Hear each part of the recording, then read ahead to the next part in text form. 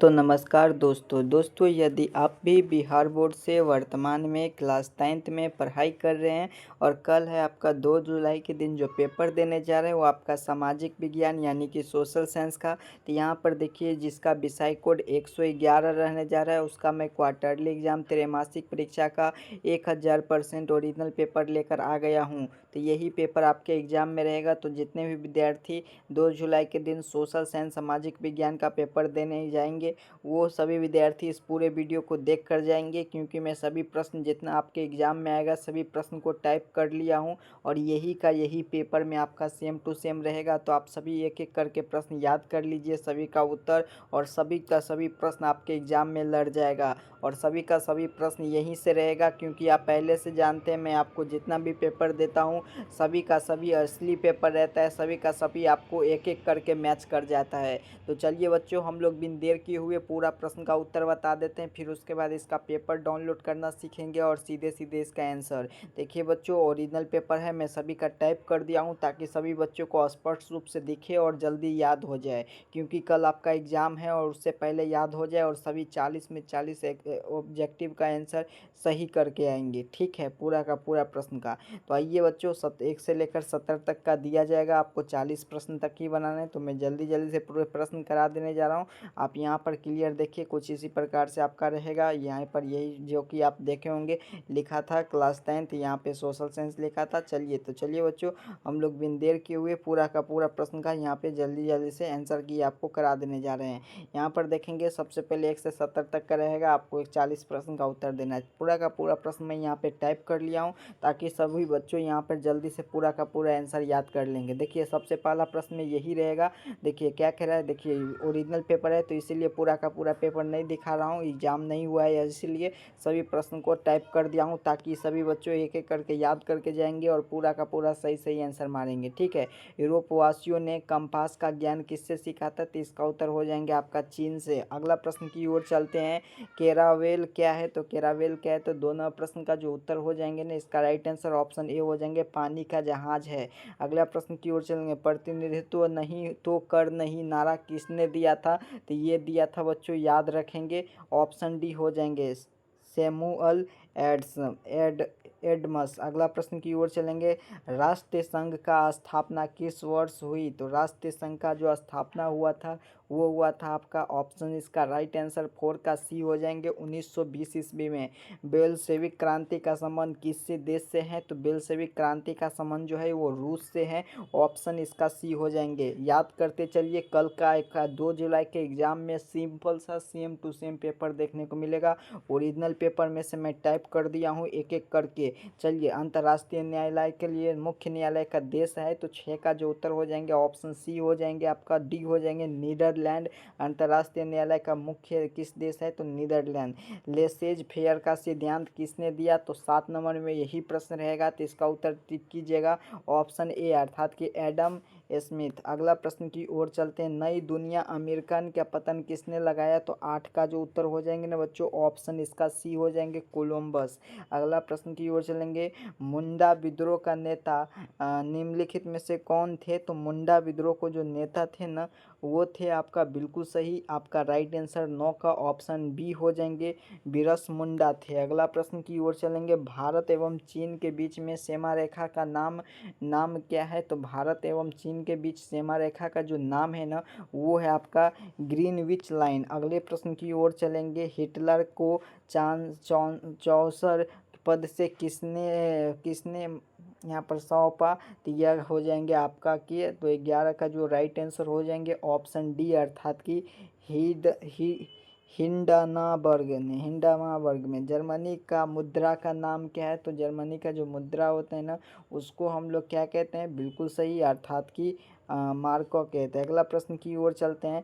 वेल्टेयर कौन थे? तो इसका उत्तर हो जाएंगे आपका वेल्टेयर जो थे एक लेखक थे, ऑप्शन डी हो जाएंगे। अंतर्राष्ट्रीय श्रम संगठन मुख्य न्यायालय कहाँ है? तो ये है आपका न्यूयॉर्क में, 15 का जेनोवा में है, ऑप्शन ए हो जाएंगे। चलिए अगला प्रश्न, कौन सी संधि द्वितीय विश्व युद्ध के लिए उत्तरदायी थी? तो जो संधि थी वर्सराय की संधि थी। याद करते चलिए, आपके एग्जाम में एक एक करके यही प्रश्न रहेगा। चेरो जनजाति कहाँ के रहने वाले थे? देख लीजिए, यही प्रश्न रहेगा। 17 में ये रहेगा, तो इसका उत्तर पलामू टिक कीजिएगा। अगला प्रश्न की ओर चलेंगे, भूमिज विद्रोह का नेतृत्व किसने किया? तो ये किया था आपका गंगा नारायण। अगला प्रश्न की ओर चलते हैं, फ्रांस के प्रथम स्टेट में कौन शामिल थे? फ्रांस के प्रथम स्टेट में पदारी शामिल थे। आगे, भारत में प्रधानमंत्री कौन नियुक्त करता है? तो 21 का उत्तर हो जाएंगे बी, अर्थात कि राष्ट्रपति। पीडीएफ भी डाउनलोड करना सिखाएंगे, सब्जेक्टिव उत्तर भी, साइंस का भी ऑब्जेक्टिव प्लस सब्जेक्टिव बहुत जल्दी डालने जा रहे हैं। आपको मैथ और इंग्लिश चाहिए, वो भी बहुत इस चैनल पर ओरिजिनल मिलेगा, ठीक है। देखिए, लोकतंत्र है, लोकतंत्र क्या है? लोकतंत्र मतलब कि जनता का शासन है। अगला प्रश्न की ओर, निम्नलिखित में से कौन लोकतंत्र का मुख्य तत्व है? तो ये है आपका बिल्कुल सही चुनाव। अगले प्रश्न की ओर चलते हैं, भारत का संविधान कब लागू हुआ? भारत का संविधान 26 जनवरी 1950 को लागू हुआ था। याद रखेंगे, कल के एग्जाम में रहेगा ही रहेगा। संविधान सभा के अध्यक्ष कौन थे? संविधान सभा के अध्यक्ष आपका डॉक्टर राजेंद्र प्रसाद थे।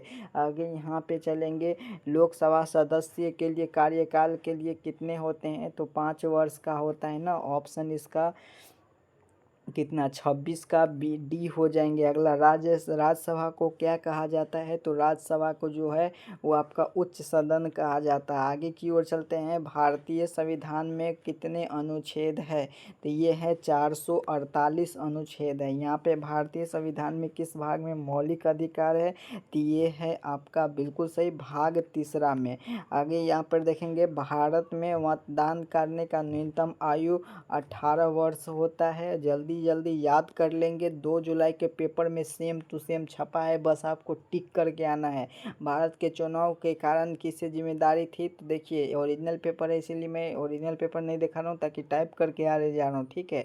चलिए अगला 31 का हो जाएंगे आपका, नोट कर लीजिएगा, बी हो जाएंगे चुनाव आयोग। अगला प्रश्न है कि निम्नलिखित में से कौन सा राष्ट्रीय राजनीतिक दल नहीं है ना? तो ये है आपका राजद का। अगला प्रश्न की ओर चलते हैं, निम्नलिखित में से किसे भारतीय संविधान का आत्मा कहा जाता है? तो ये है आपका मौलिक कर्तव्य का। अगले प्रश्न की ओर चलेंगे, निर्वाचन क्षेत्र का अर्थ है? तो 34 का उत्तर हो जाएंगे आपका, निर्वाचन क्षेत्र का अर्थ में तो चुनाव का क्षेत्र होता है, ठीक है। निर्वाचन क्षेत्र का अर्थ तो चुनाव का क्षेत्र होता है। आगे यहाँ पे चलेंगे, भारत के मौलिक अधिकार की संख्या कितनी होती है? तो 35 का जो उत्तर हो जाएंगे ना, बी हो जाएंगे, अर्थात कि 6 होते हैं। अगले प्रश्न, राज्य में कानून कौन बनाता है? तो ये बनाता है आपका कौन? तो मुख्यमंत्री नहीं, विधान मंत्री मंडल से होता है, ठीक है। तो ऑप्शन इसका ए राइट आंसर। राष्ट्रपति के शपथ कौन दिलाता है? तो राष्ट्रपति को जो शपथ दिलाता है वो मुख्य न्यायाधीश होता है, ठीक है। यहाँ पे देखेंगे, भारत संसद में कितने सदन होते हैं? तो 38 का जो उत्तर हो जाएंगे ना आपका बी, अर्थात कि 2 होते हैं। आगे की ओर चलेंगे, मतदान का अधिकार किस अनुच्छेद में दिया गया है? तो मतदान का जो अधिकार है ना, वो आपका अनुच्छेद 90 में दिया गया है, ठीक है। अगले प्रश्न की ओर चलते हैं, लोकसभा के सदस्य बनने का न्यूनतम आयु तो ये होता है आपका कितना, 25। चलिए अगले प्रश्न की ओर चलते हैं, क्षेत्रफल के दृष्टि से भारत में विश्व में कौन सा स्थान है? तो 9वां होना चाहिए, 7वां स्थान है, ठीक है, 7वां। ऑप्शन ए इसका राइट आंसर हो जाएंगे। देख लीजिए, आगे हम लोग इसका सब्जेक्टिव भी तैयार कर दिए हैं। आप सब्जेक्टिव भी एक एक करके यहाँ पे देख सकते हैं, ठीक है। एक एक करके देख लीजिए, वीरसमुद्रा, फिर उसका दीर्घद्वितीय टाइप का प्रश्न तैयार किया है, राजनीतिक शास्त्र का है, धर्मनिरपेक्षता उपभोग क्या है, फिर उसके बाद यहाँ पे आप देख लीजिए अर्थशास्त्र से भी प्रश्न यहाँ पे मैं पूरा कंप्लीट कर दिया हूँ, ठीक है। अर्थशास्त्र का दीर्घद्वितीय है, भूगोल का देख लीजिए लघु उत्तरीय है ये सब, फिर उसके बाद भूगोल का दीर्घद्वितीय प्रश्न है, आपदा प्रबंधन का लघु उत्तरीय है, और यहाँ पे आपका कंप्लीट इसका आंसर भी मैं इसमें सम्मिलित कर दिया हूँ। तो दोस्तों, जैसा कि आपने देखा, मैं आपको पूरा का पूरा आपका क्लास 10th का सोशल साइंस का पूरा सॉल्यूशन कर दिया हूँ, 1000% ओरिजिनल प्रश्न पत्र का। इसका पीडीएफ आपको इस वाले नंबर पे अपना नाम और क्लास लिखकर आप हमें हाई करेंगे तो एक लिंक सेंड करूँगा, वहीं पे आपको पीडीएफ पूरा मिल जाएगा, बिल्कुल ओरिजिनल रहेगा। तो जल्दी से चैनल को सब्सक्राइब करके वीडियो को लाइक करके यहाँ पे आपको पीडीएफ प्राप्त कर लेना है। तब तक के लिए मिलते हैं नेक्स्ट वीडियो में। आप सभी को बहुत बहुत धन्यवाद।